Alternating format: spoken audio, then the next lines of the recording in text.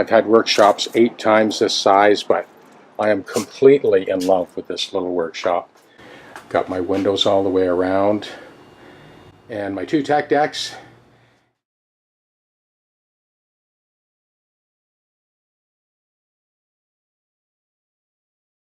Now this is set up for the EJ19s, which is the bluegrass string, 12 to 56. Got that big thumping bass string on the bottom, and then the regular light strings on top.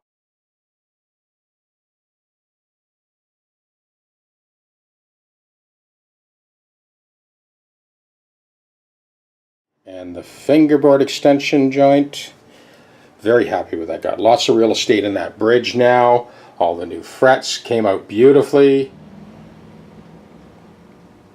Now let's have a listen. Well, I couldn't resist the drop D.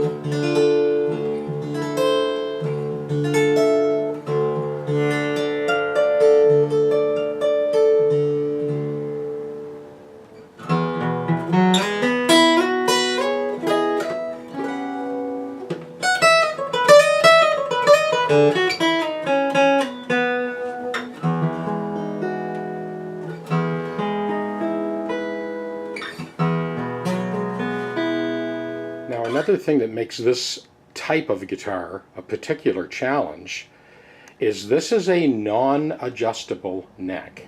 So what that means is you actually need to have a little bit of relief in the neck. So when I leveled that fingerboard in those previous shots, I really avoided that area from the nut up to about the 2nd fret. I did sweep right through initially, but after that I made sure that there was relief. So with that capo on the 1st fret, I have 7th thou of relief at the 5th fret. And that's on both sides, about 7th thou.